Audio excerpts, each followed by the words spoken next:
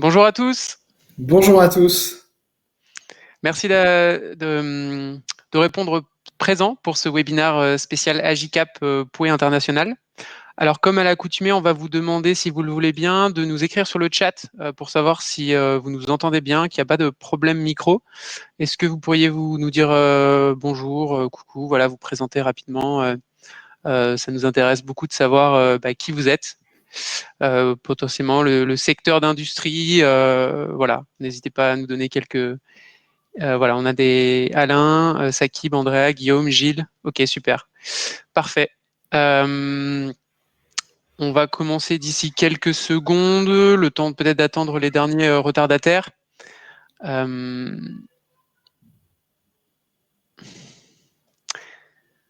Donc, ce webinaire sera enregistré, donc vous le recevrez tous par mail. Donc, si vous devez filer pour une raison X ou Y, vous le recevrez par mail.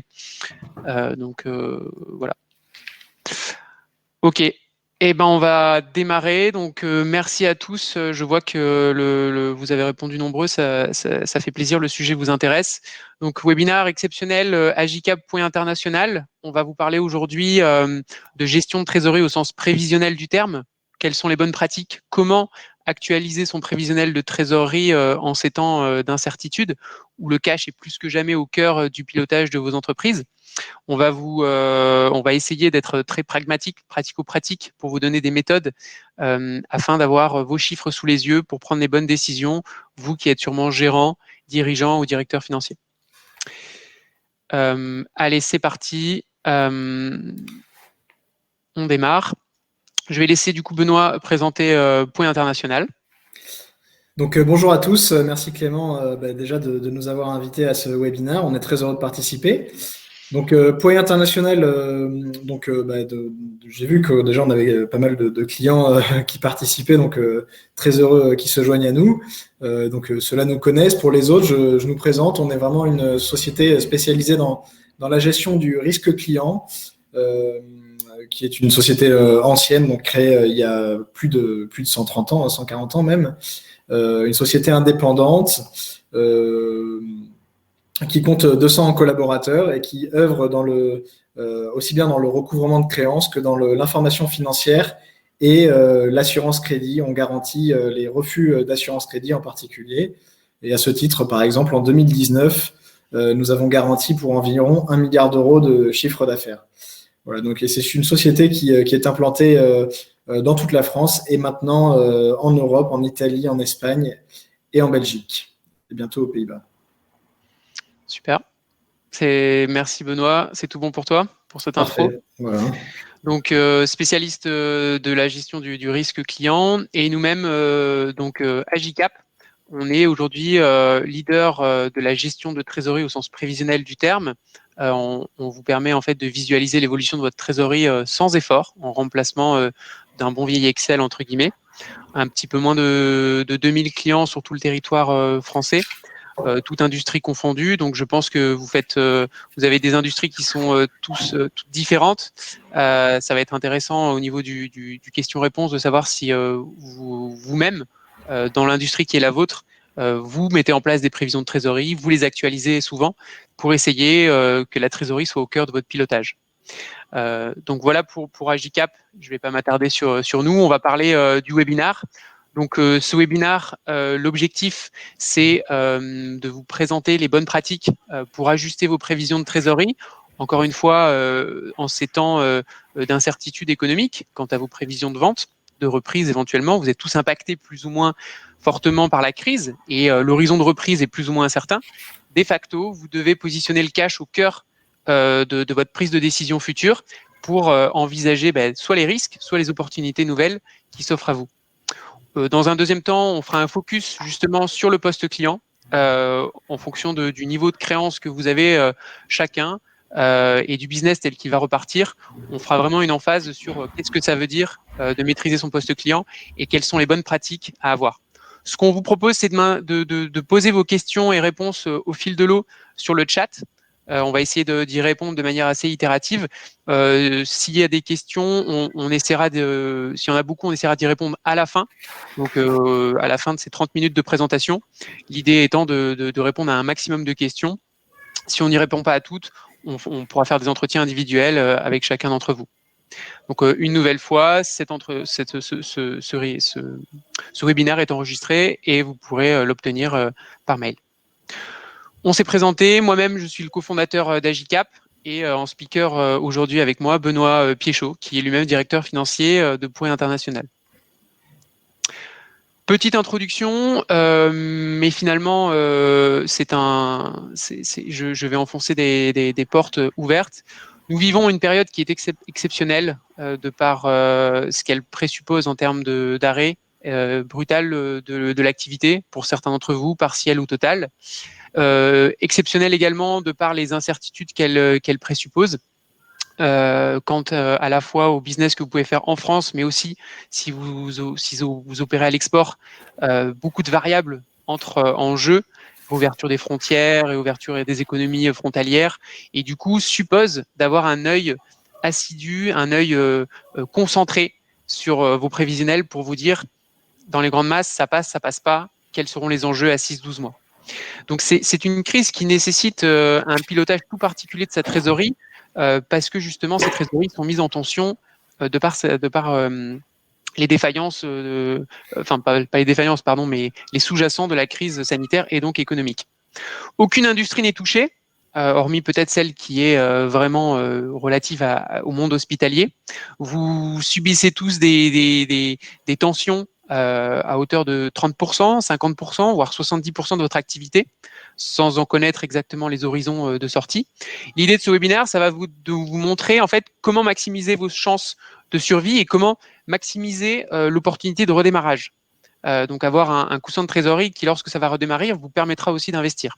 Donc on va vous montrer la méthode pour actualiser et mettre à jour vos prévisions de trésorerie et justement pour anticiper cette reprise qui a peut-être démarré ou qui va démarrer avec le déconfinement pour certains d'entre vous.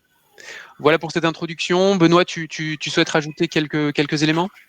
Non, je vois qu'il y a des participants qui nous indiquent quelle proportion de leur activité est partie en fumée pendant cette période difficile. Donc voilà, c'est vraiment, on voit que les gens n'hésitez pas d'ailleurs à nous touchés. indiquer, c'est intéressant parce que ça nous permettra aussi de voir au niveau des prévisionnels, suivant si vous êtes plutôt aux alentours de 100%, 30%, ce que ça veut dire pour vos activités respectives. Voilà, on a du Nicolas qui nous dit 100%, Patrick 30%, Michel 70%. Donc on parle bien de l'impact, où on ne dit pas que c'est 100%, donc je ne suis pas touché. On parle bien de l'impact au sens, ça veut dire que vous maintenez pour Nicolas plus d'activité. Donc j'imagine que vous avez peut-être dû fermer totalement à cause de la crise du Covid. Top, merci pour cette introduction. Alors on démarre.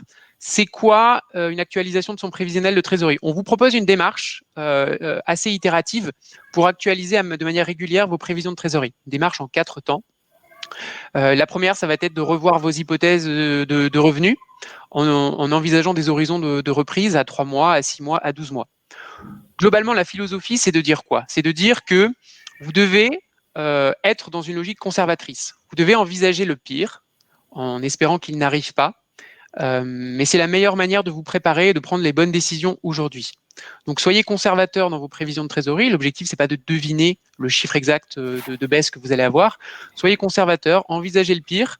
Et encore une fois, en espérant qu'il n'arrive pas, mais c'est la meilleure manière de se préparer, de prendre des décisions aujourd'hui qui peuvent être nécessaires et de ne pas attendre. Donc premièrement, on évaluera l'impact en fonction d'horizons de reprise différents. Deuxièmement, on verra qu'est-ce qu'il faut faire sur les coûts. Agir sur ces décaissements. Vous avez tous des postes de décaissement plus ou moins fixes, plus ou moins variables. On vous montrera en fait ce qu'il faut faire pour essayer d'envisager en fonction de là où vous avez des leviers, des coupes ou des gels ou des décalages. Certains dispositifs de Bercy nous ont montré que des décalages étaient possibles. Enfin, troisième partie, aller chercher des financements. On va pouvoir faire des scénarios. Alors, vous avez sûrement déjà fait vos demandes de prêts garantis par l'État. D'ailleurs, à ce titre, n'hésitez pas à nous indiquer sur le chat, est-ce que vous avez déjà perçu, parce que je sais qu'il y avait un goulot d'étranglement très important au niveau des banques, est-ce que vous avez déjà, si vous avez fait des demandes, perçu l'argent sur vos comptes en banque ? Est-ce que cet argent est en attente ? Du coup, c'est intéressant parce que du coup, ça peut être ou un scénario en indiquant peut-être que je vais recevoir cet argent d'ici 1 mois, 2 mois, ou alors c'est devenu votre scénario central, vous avez déjà reçu l'argent. Donc là, Guillaume nous dit oui, Nicolas Pré reçu, Florent PGE reçu. Ok, donc vous êtes une majorité de personnes à l'avoir déjà reçu, donc c'est bien. On voit Vous avez l'efficacité de la mesure tout de même. Ouais. ouais, et on voit effectivement, donc ça c'est très bien. Il faut absolument faire du zèle là-dessus, aller chercher cet argent-là, même si elle augmente votre endettement au niveau de votre bilan. C'est l'assurance de passer ces 6-12 mois et c'est la bonne chose à faire. Et enfin, on verra focus. Vous avez tous des postes clients avec des créances en attente ou pas, pour lesquels les paiements ont été décalés à cause justement de cette crise. Des négociations ont sûrement été entamées avec vos clients. On verra l'importance dans le contexte actuel, à la fois pour vos clients actuels et pour demain des prospects, d'avoir une connaissance précise de vos clients afin de sécuriser, pérenniser l'activité que vous pourriez faire avec eux. Donc, ce sera le dernier point sur la partie poste client. On attaque sur le 1, la partie 1. J'espère que ça va pas trop vite, mais je pense pas que ce soit très, très compliqué. On essaie d'être assez méthodique. Partie 1, on vous propose une matrice suivant 2 axes pour justement définir le risque que vous avez en fonction de vos coussins de trésorerie respectifs et de l'impact de cette crise sur la trésorerie. Donc, vous voyez, il existe plusieurs modèles. On vous en propose un. On n'a pas la prétention de savoir combien de temps ça va durer et avec quel impact. Mais c'est une manière pour vous de connaître votre sensibilité, votre risque relatif à la crise. Donc, en axe vertical, on va avoir l'impact. Vous êtes impacté, vous l'avez dit, à hauteur de 30, 70 ou 100% sur vos ventes. Et peut-être que ça va durer que 3 mois, peut-être ça va être 6 mois, peut-être 12 mois. Point important, ce qui s'est passé hier ne préjuge pas forcément de ce qui se passera demain. Donc à la fois côté positif ou côté négatif. Donc soyez conservateur une nouvelle fois. Envisagez des horizons de reprise peut-être un peu tardifs sur des impacts qui resteront importants. L'idée n'étant pas d'avoir des excès d'optimisme, surtout dans vos prévisionnels de trésorerie qui, encore une fois, doivent être conservateurs. Donc voilà pour cette matrice-là. Ce que l'on vous propose maintenant, au-delà de ce cadre théorique, c'est de regarder en pratique ce que ça veut dire sur vos prévisionnels de trésorerie respectifs. Donc, je vais juste changer d'écran. Donc, ça, c'est la partie un peu voilà, technique du webinaire. Donc, vous voyez bien mon écran, vous voyez bien du coup Agicap. Alors là, on va aller sur Agicap pour, de manière assez pragmatique, voir ce qu'il en est. L'idée, c'est quoi? C'est pas forcément d'utiliser Agicap aujourd'hui ou demain. Vous avez surtout certainement une gestion de trésorerie que vous opérez sur Excel. Si vous l'avez pas, on vous recommande de la faire dès à présent parce que ça va être très important dans les semaines et mois à venir. L'idée, c'est la méthode est la même. Donc, partez de votre dernier prévisionnel de trésorerie et on va vous montrer comment l'actualiser. Donc là, pour que vous compreniez ce que vous avez sous les yeux, pour plus de facilité, on utilise Agicap. La ligne bleue représente l'évolution de la trésorerie future, par différence des encaissements et des décaissements. Encaissements, c'est les colonnes vertes, décaissements, c'est les colonnes rouges. Donc, c'est dans un mois donné, en juin, j'ai plus d'encaissements prévus que de décaissements, donc ma trésorerie, elle augmente. Voilà. Donc, vous voyez, c'est assez visuel sur Agicap. On a différentes teintes de couleurs. La partie très foncée, ça va être le réel, et la partie claire, c'est le futur. Donc, l'avantage d'Agicap par rapport à être avec votre Excel, c'est que lui, il va importer tous vos flux réels tous les jours de manière automatique, sans que vous ayez rien à faire, sur tous vos comptes bancaires, et il va mettre à jour votre budget au réel. Donc voilà, c'est l'une des vraies valeurs de la solution. Et en plus, il va venir ranger tous les flux dans les bonnes catégories d'entrée ou de sortie, parce qu'il y a un algorithme qui apprend à ranger les flux dans la manière dont vous souhaitez qu'ils se ventilent. Donc vous avez certainement, si pas la partie graphique, la partie tableau, qui va reprendre sur les encaissements vos natures d'entrée d'argent, sur la partie basse, vos natures de sortie d'argent. Pour lesquels vous avez sûrement projeté vos charges et éventuellement fixé des prévisionnels de vente. Donc, première étape, on va dégrader ces prévisionnels de vente. On va être conservateur, on va se dire que, voilà, dans le pire des cas, qu'est-ce qui se passerait pour mon activité? Donc, dans mon cas ici présent, je vais appuyer sur ce bouton saisie des objectifs pour diminuer mes objectifs de vente. Donc, on voit que dans ce cas ici présent, je suis sur une société qui fait aux alentours de 80 000 € d'encaissement, 100 000 € mensuels. Donc, je vais dégrader mes ventes. Voilà, en juin, je vais dire que je vais faire que 50 000 euros. Je suis sur une société qui est impactée aux alentours de 50%. Voilà, ici 40 000 euros. Et en août, ça va être également relativement tendu. Ce faisant, vous voyez l'impact sur ma trésorerie. Je me retrouve avec un point bas à la fin de l'été à 900 euros. Donc, bien sûr, pour plus de cohérence, j'ai une partie matière première. Je peux diminuer également, je peux évidemment diminuer mes éléments ici pour rendre compte, pour être cohérent. Mais ce que je veux que vous voyez, c'est avant tout la dégradation en fait de votre trésorerie relativement à votre baisse de revenus prévisionnels. Ça, c'est la première chose à faire. C'est important. Vous devez être plus conservateur sur vos hypothèses de vente et voir où est-ce que vous auriez des points bas. Deuxième chose, vous allez agir sur vos postes de charge. Donc, sur ces postes de charge, ce qu'on vous recommande, c'est d'être assez fin et méthodique dans l'analyse de vos postes de charge. Donc là, vous voyez, j'ai des catégories dans lesquelles j'ai niché tous mes flux réels et pour lesquels j'opère à des prévisions. Donc, soit vous partez de votre dernier prévisionnel que vous avez fait sur Excel et vous réajustez ces éléments futurs, soit vous ne l'avez pas fait. Et dans ces cas-là, ce qu'on vous recommande, c'est partez de votre dernier relevé bancaire, les 3 derniers mois, vous listez tous vos flux et vous allez ranger ces flux dans des catégories de décaissement. Ces catégories de décaissement, soyez assez fins. Ne créez pas des grosses catégories où vous nichez des flux en gros paquets. Pourquoi ? Parce que derrière, l'idée, c'est de voir les flux pour lesquels les paiements, les charges que vous pourrez soit décaler, soit vous couper. Je pense à des abonnements, par exemple, qui ne seraient pas beaucoup utilisés ou qui n'auraient pas un intérêt crucial pour ceux qui avaient un intérêt, qui avaient un arrêt de leur activité à hauteur de 100%. Pour être cohérent, il faudrait arrêter toutes les charges qui ne sont pas inhérentes à votre business. Donc, quand bien même vous soyez annualisé sur certains abonnements ou certaines prestations, négociez de gré à gré avec vos prestataires sur chacun de ces postes pour essayer de diminuer, voire de couper absolument la charge afférente. Donc, soyez fin dans la ventilation de ces charges parce que vous n'aurez pas les mêmes leviers de coupe ou de gel sur tel ou tel poste. Donc, en premier lieu, dans votre scénario central, vous avez sûrement dû décaler vos échéanciers de prêts parce que vous savez que vous pouvez décaler vos prêts les 6 prochaines mensualités. Ça a été un dispositif qui a été annoncé par le gouvernement. Donc, vous avez sûrement dû décaler ça. Au niveau de vos URSSAF, idem, vous avez sûrement dû décaler vos URSSAF. Alors, ce n'est pas une suppression pure et simple, sauf à ce que vous soyez dans la restauration. Je crois que ça a été annoncé comme tel. Le cas échéant, ça sera bien sûr de l'argent qui sera dû. Alors, ça n'a pas été annoncé encore, peut-être à la fin de l'été, peut-être plus tard, mais c'est bien de l'argent que vous devrez décaisser à un moment donné. Alors, pour ceux qui ne nous entendent plus, peut-être actualiser la page de votre navigateur, c'est peut-être lié à ça. On vous conseille d'actualiser la page.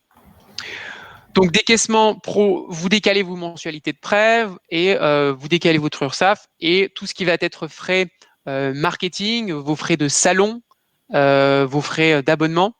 Ce qu'on vous recommande, c'est vraiment de les lister et essayer dans votre prévisionnel de les couper au maximum.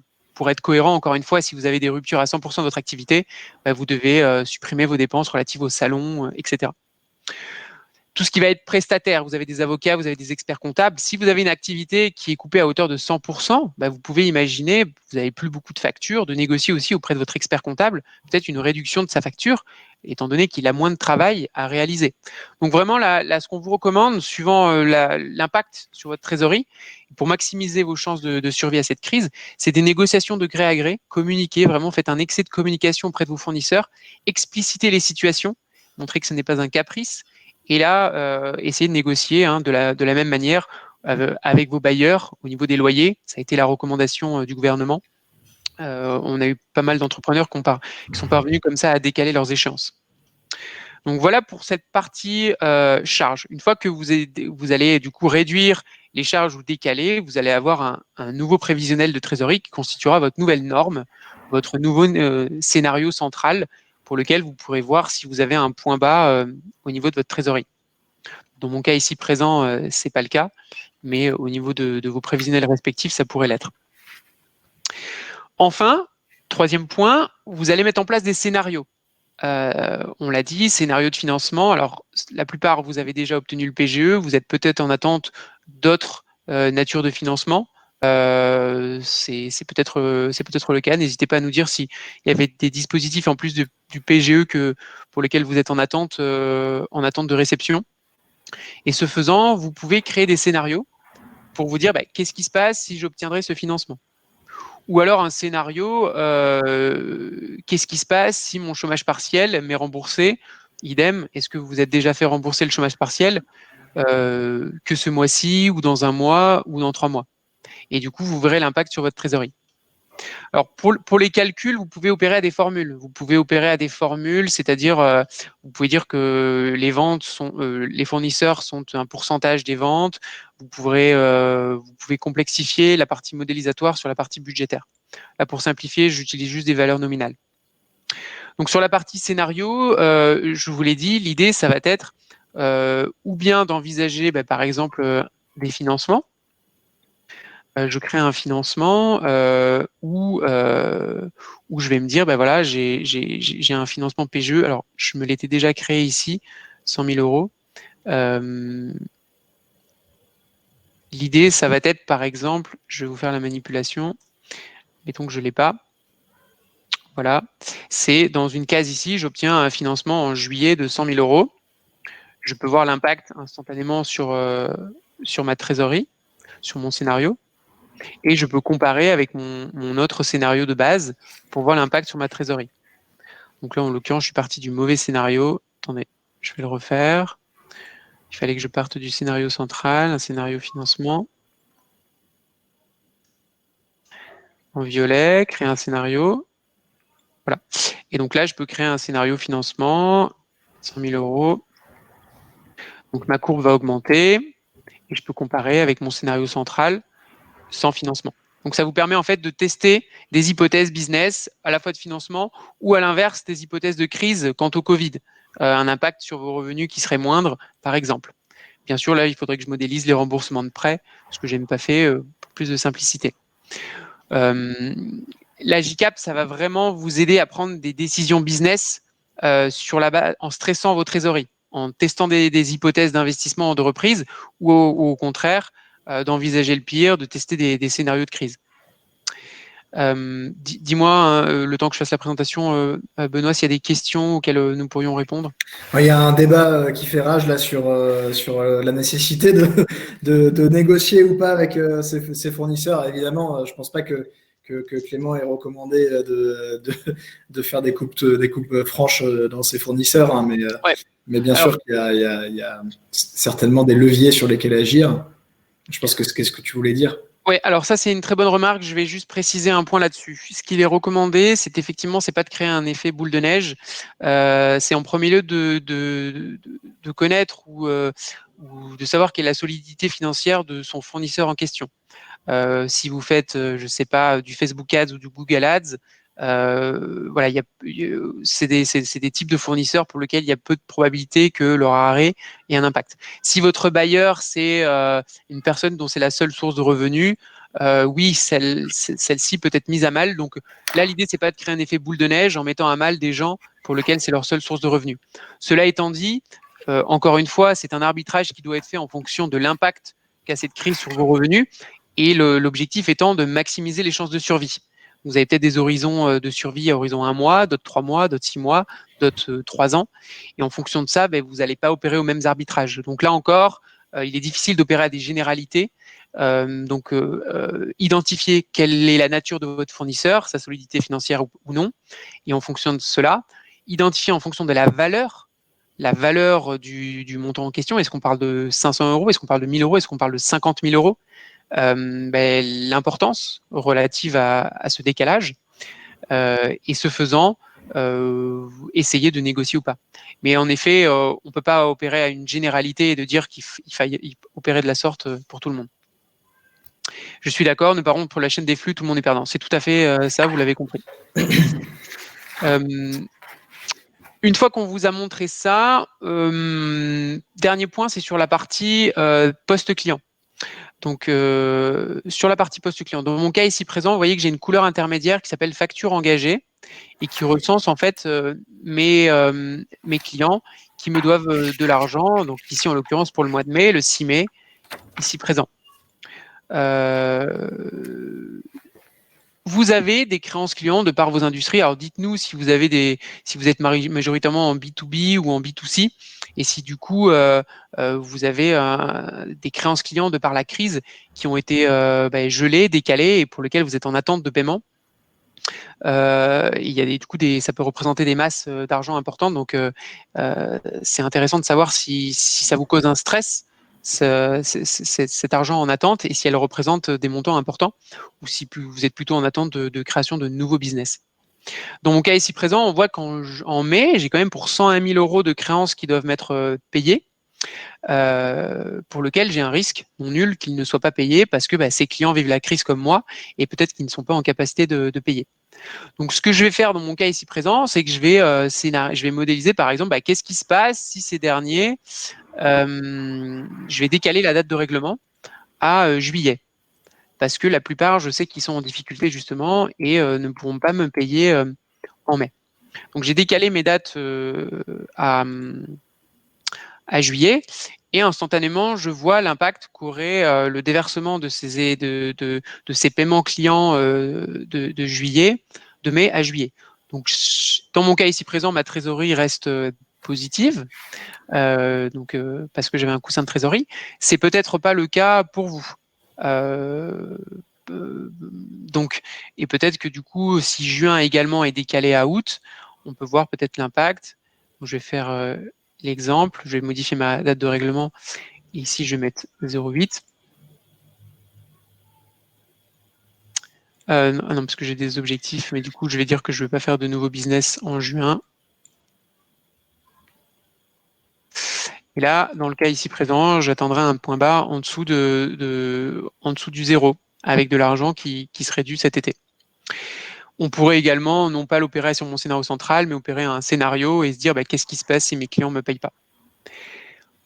L'importance, vous le voyez, c'est quoi? C'est de dire vous devez avoir des chiffres qui soient actualisés le plus souvent possible parce que vous allez avoir des interactions avec vos clients du jour au lendemain. Il va vous dire je te paierai promis dans 2 semaines ou s'il te plaît, fais-moi une réduction partielle. Et donc, vous devez stresser vos trésoreries. Vous devez voir l'impact qu'a ces négociations auprès de vos clients sur votre trésorerie. C'est ça en fait que permet l'application, encore une fois, puisqu'elle va intégrer le réel tous les jours, donc elle vous permettra à vous, dirigeants, d'avoir une visibilité sur votre trésorerie et d'être en capacité d'anticipation. Qu'est-ce qui se passe si? Et c'est ça que vous devez être en capacité dans les jours et semaines à venir à pouvoir réaliser de manière à fréquence très régulière. Encore faut-il pouvoir parler à quelqu'un, nous dit Christine. Tout à fait. Alors ça, c'est la problématique du Covid, de la spécificité du Covid, c'est que beaucoup de sociétés sont aujourd'hui fermées et quand vous appelez les 04, à moins que vous ayez des relations proches, vous ne parvenez pas à avoir les gens au téléphone. Alors voilà. Alors Geoffrey, si le client ne paye pas, on peut faire appel au service de Pouet. Alors c'est une super transition.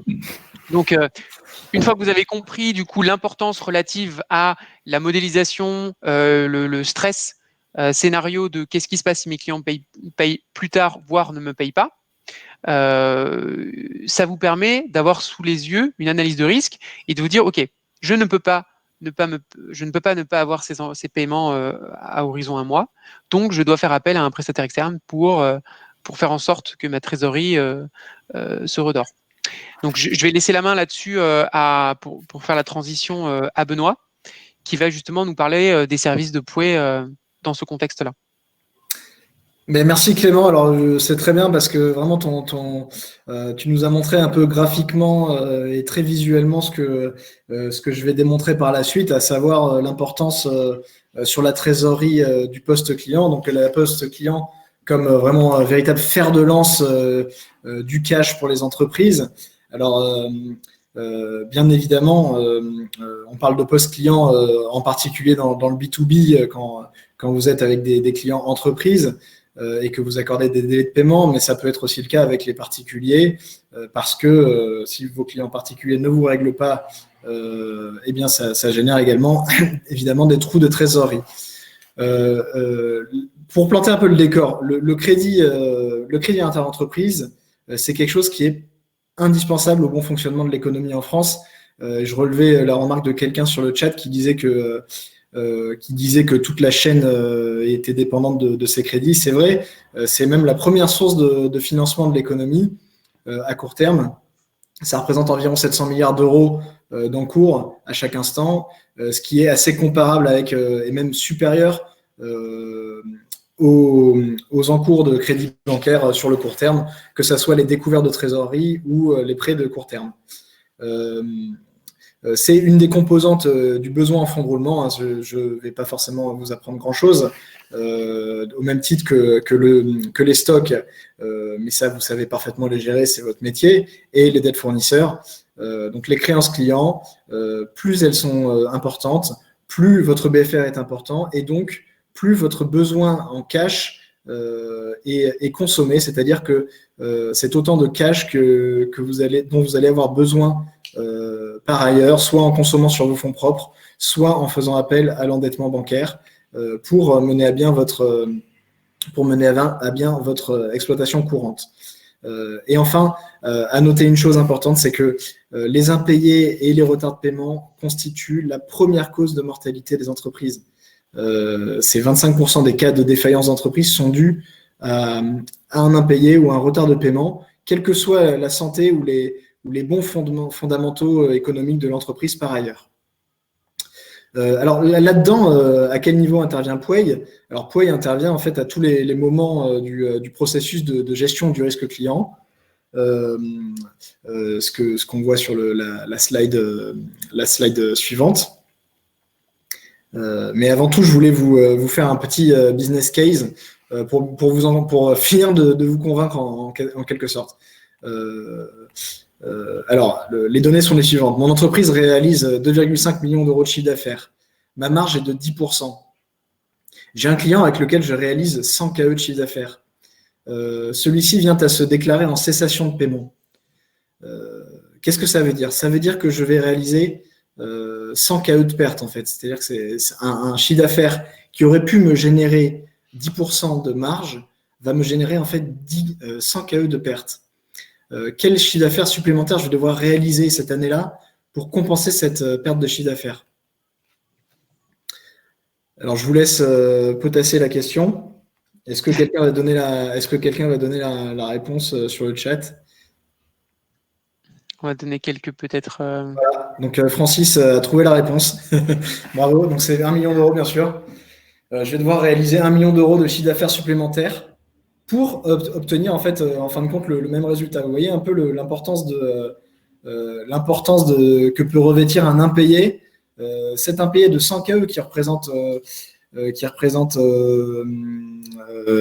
de 5% de mon chiffre d'affaires, qui doit représenter 7,5%, 3% de mon chiffre d'affaires, eh bien en fait va causer, pour être rattrapé, je vais devoir faire 1 million d'euros supplémentaires. Donc c'est énorme. À quel niveau intervient Pouey? Donc je l'ai dit à plusieurs reprises. Donc Pouey intervient à tous les moments du processus de gestion du risque client, que ce soit en préventif, par le renseignement, l'information sur les clients, l'information sur les prospects, mais également par la garantie financière, la garantie, l'assurance en fait des paiements, mais aussi en curatif par le recouvrement à plusieurs niveaux.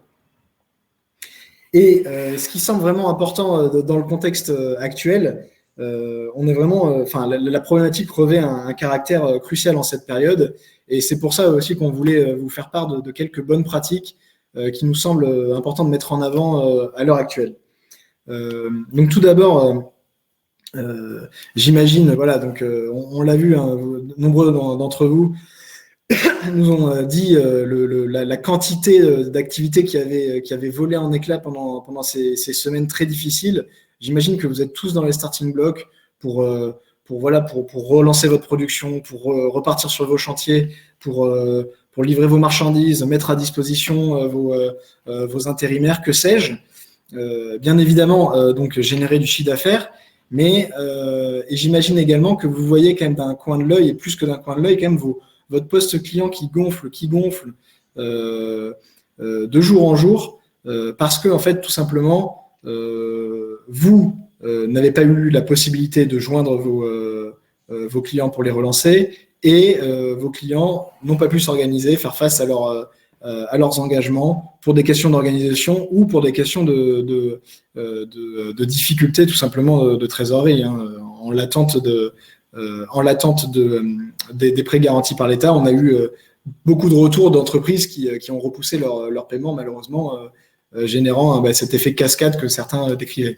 Donc la première chose, c'est mettre en place, avant de repartir, avant de penser à refacturer, mettre en place un processus d'encaissement en fait de tout le volume de factures qui sont en attente. Donc pour ça, voilà, ne pas hésiter à mobiliser du personnel qui habituellement fait autre chose, ou encore faire appel à un prestataire externe qui est spécialisé dans ce type de process. Ensuite viendront par la suite des problématiques de recouvrement un peu plus profondes, avec des clients qui sont déjà clients chez vous, mais qui vont connaître des difficultés de trésorerie et une solvabilité, à cause d'une solvabilité dégradée durant la période. Donc pour ça également, pensez à mettre en place un process, mettre en place des échéanciers, et il existe également des prestataires spécialisés dans le domaine. Enfin, bien sûr, on ne pourra pas éviter l'apparition de quelques petits malins en fait, qui profiteront de la période de l'incertitude pour vous causer quelques soucis au niveau des contentieux. Et ça, bien évidemment, vous avez des avocats, vous avez des huissiers, mais un prestataire externe peut toujours permettre de régler ces problématiques à l'amiable à moindre coût. Dans un même temps, il faut bien sûr insister sur l'aspect préventif. Qu'est-ce que c'est l'aspect préventif et pourquoi il est important? Il est important parce que les cartes sont totalement rebattues. La solvabilité, enfin la situation d'une entreprise aujourd'hui n'a rien à voir avec celle qui était la sienne au 31 décembre 2019. Donc finalement, vos clients, vos prospects que vous connaissiez bien, en fait, faut plus se dire que vous les connaissez. Ce sont des entreprises totalement nouvelles, avec une situation financière extrêmement changée, et pour lequel il faut être absolument vigilant.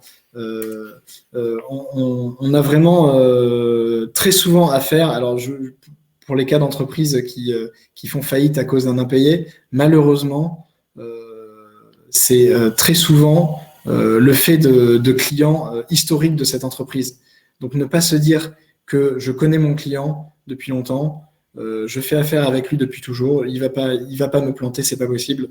Malheureusement, l'expérience montre que même quand c'est des bons clients, il est important de bien s'assurer de sa solvabilité. Donc la chose sur laquelle je veux vraiment insister aujourd'hui, c'est avant de se remettre à facturer, avant d'accorder des nouveaux délais de paiement à vos clients, à vos prospects, n'hésitez pas à vous renseigner, et attention à ce sur quoi vous vous basez, parce que souvent, vous allez avoir affaire à des bases de données pour laquelle la donnée date soit du 31 décembre 2019, voire aujourd'hui encore du 31 décembre 2018, puisque les publications dans les bases de données des bilans à fin d'année 2019 ne sont pas encore disponibles.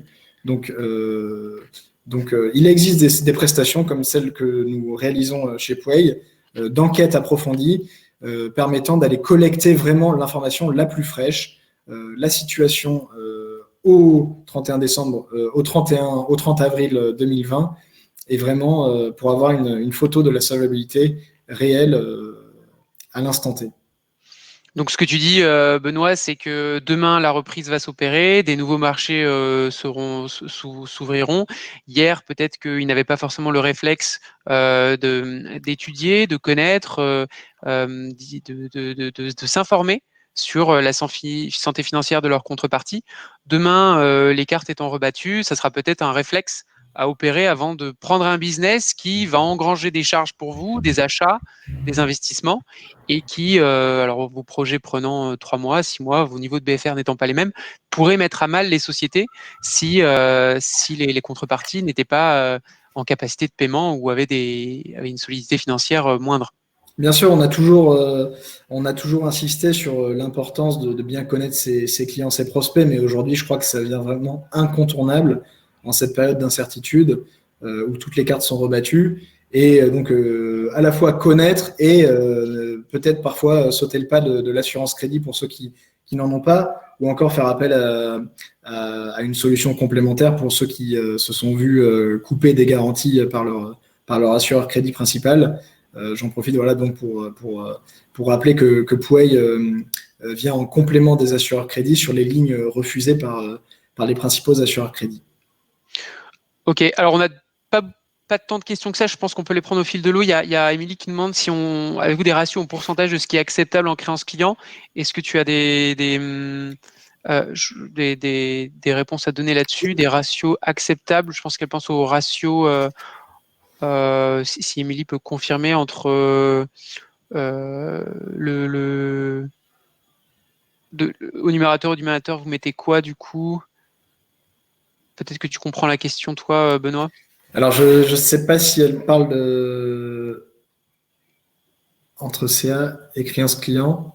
Alors, bien évidemment, on calcule pour ça ce qu'on appelle le DSO, le Daily Sales Outstanding, en divisant en fait le montant des créances clients par le chiffre d'affaires et en multipliant par 365 jours, ça vous donne en fait le nombre de jours de chiffre d'affaires que vous avez en créance client.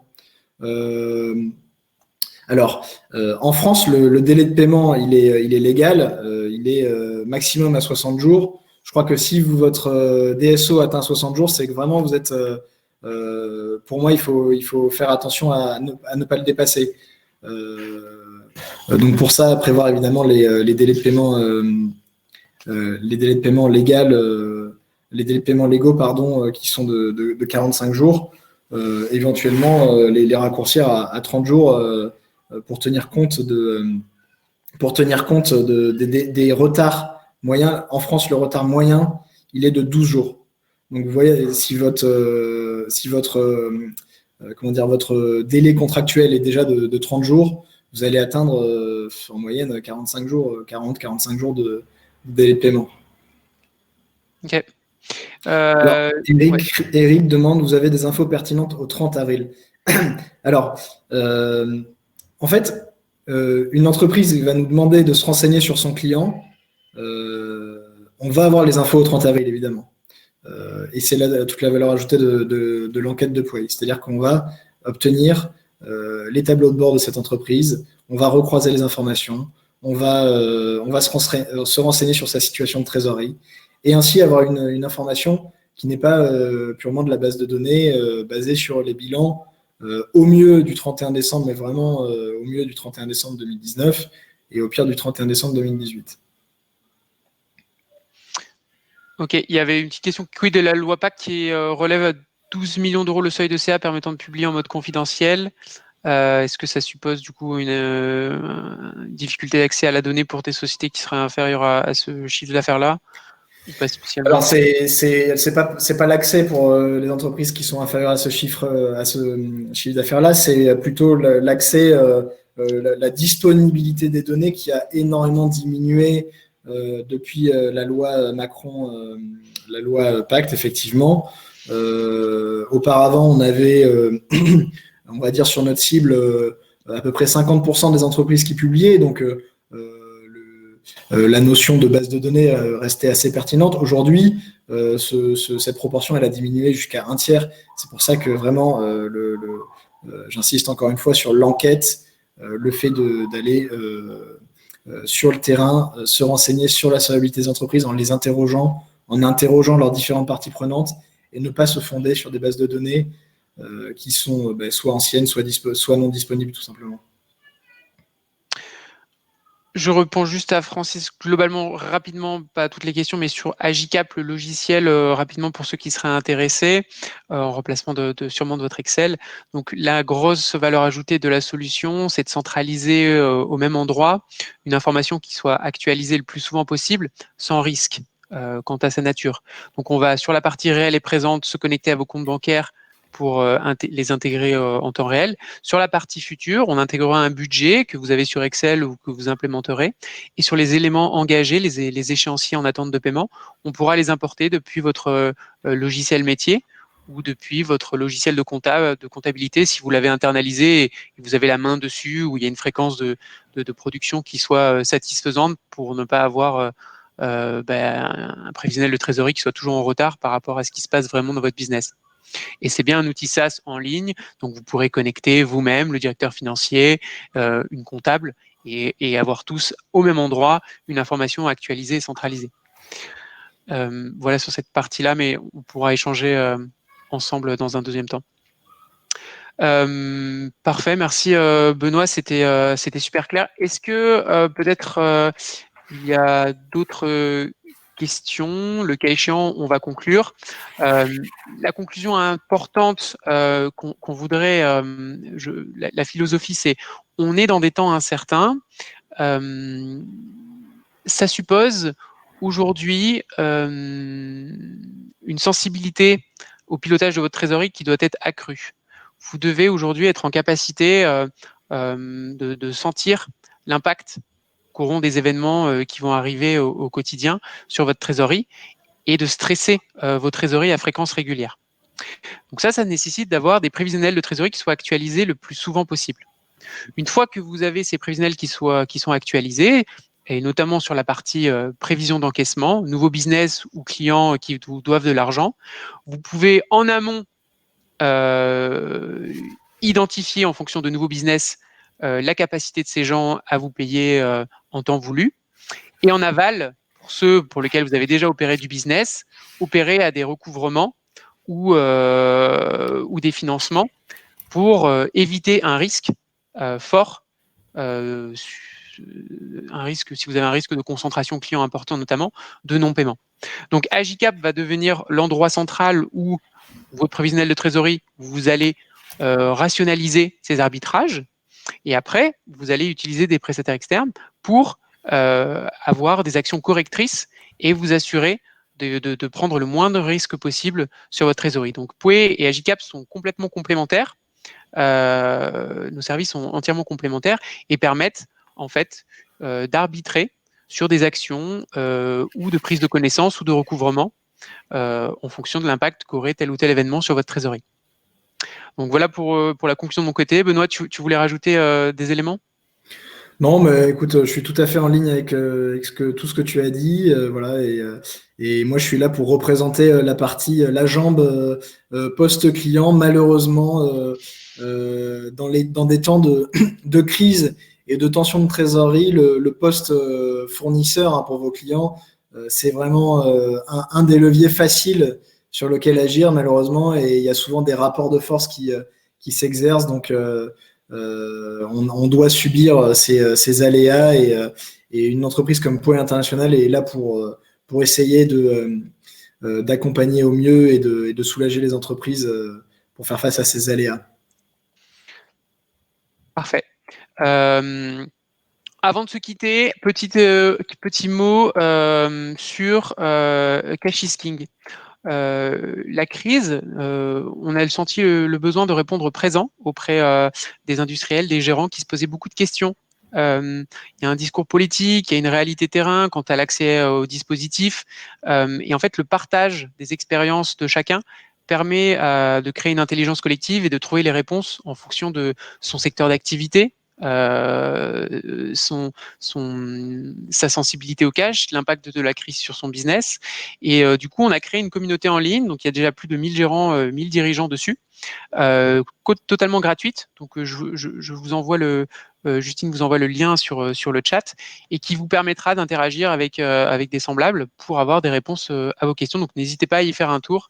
Si vous êtes de ceux qui vous posent beaucoup de questions, les entrepreneurs nous disent que ça leur est très utile pour justement trouver des réponses. Nous-mêmes, on pré-mâche le travail, on est expert sur certaines industries, donc on pourra vous donner des informations en toute gratuité.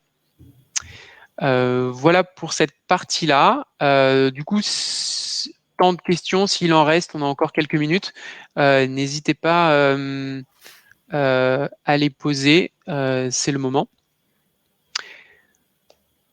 Voilà, on espère que c'était assez clair. On a essayé de faire en sorte que ce webinaire soit assez pragmatique en vous donnant des idées, des astuces sur comment opérer à ce pilotage d'entreprise par la trésorerie. Donc, on espère vous y avoir sensibilisé tout du moins. Les niveaux de maturité dans les sociétés ne sont pas les mêmes. Donc, vous partez plus ou moins loin en fonction de votre sensibilité et de votre maturité digitale ou tout du moins financière. Benoît et moi-même, vous aurez nos contacts respectifs. On est à votre disposition pour vous parler de nos services respectifs et bien sûr répondre à toutes vos questions. Merci à tous également et merci Clément pour ton invitation. Merci à toi Benoît et puis on vous dit tous à très très vite. On vous envoie le replay et on vous remercie et on vous souhaite une excellente soirée. Au revoir. Bonne soirée, au revoir.